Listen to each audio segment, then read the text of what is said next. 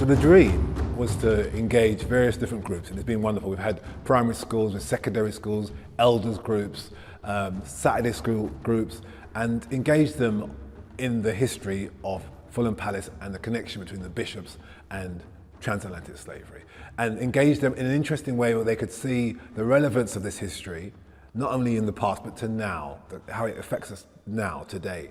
And also part of the dream, or main part of the dream, was to talk about the enslaved Africans, their story, their experience, and celebrate them. Not look at them as victims and as secondary to the story, to put them at the front of the story, to focus on them. That's why I chose to focus on resistance, as opposed to what happened to them. I wanted to know what they did.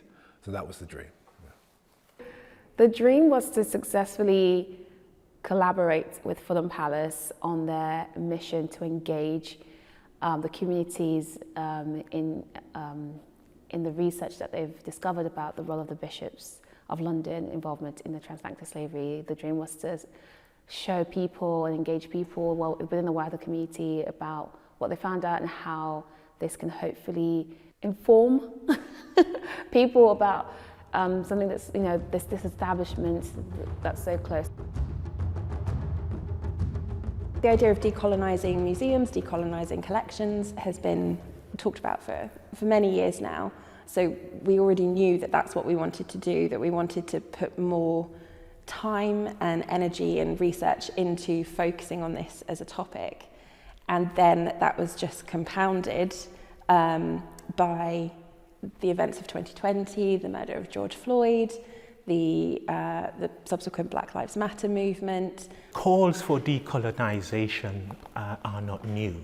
These calls have been going on for a long time. So the members of the African community, Asian community, and other communities who have been subjected to colonialism have always wanted these debates to take place. So what has happened is that the demands have got to a certain level, and then the institutions have felt like they should do something in response to that. So I think that it's good that Fulham Palace listened and then engaged. And I think this is the model that needs to take place with other institutions. Listen, engage, collaborate. Because one of the things we talk about in our Saturday school is the need for accurate scholarship. If there are omissions in history, we need to correct that. Let's not be comforted by a narrative that's one-sided and leaves out whole sections of people who actually are part of this island story. Good looks like students, or the people, the participants, producing poetry that they can connect with, that they're proud of, that relates to the history, but also that they see themselves in that story as well. They see their own connection of that. Living in this country, everyone's connected to this story. It's not just an African story. It's a British story, it's an African story, it's a world history. I think a lot was done well.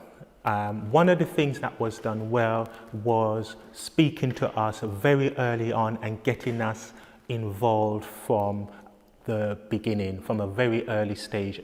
What we find is that organizations tend to not want groups like ours to be involved from the beginning. If this is a criticism, it is this, that we could have been included a bit earlier when you're looking around funding, when you're looking for, to actually scope out what the project would look like. I think that would have been helpful for us. One of the things that we wanted to do was to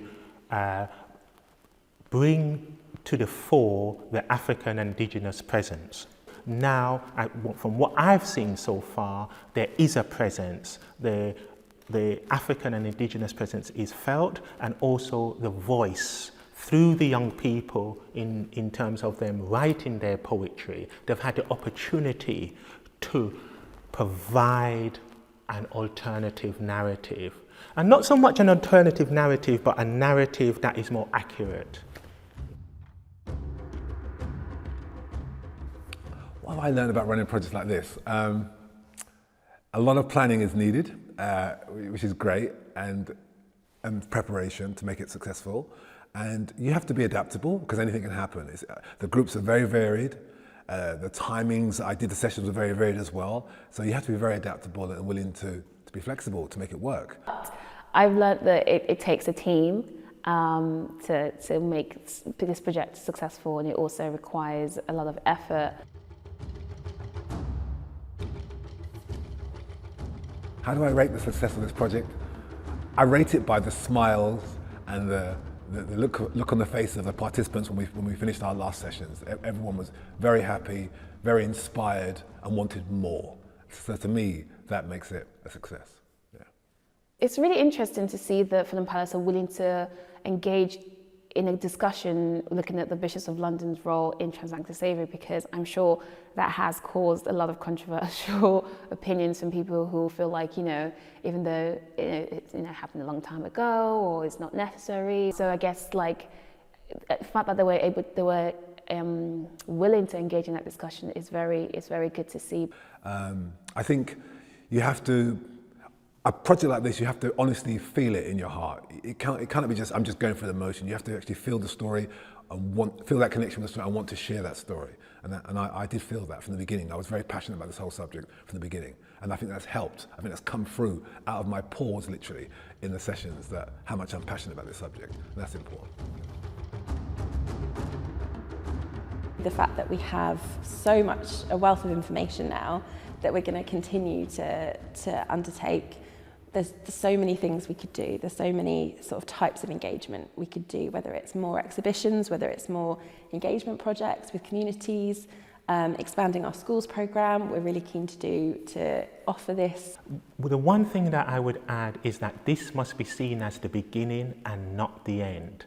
The process of transforming our institutions so that they accurately reflect history, and also that the local community feel some attachment to these institutions, must continue. And this is a step in the right direction, and it must not end here.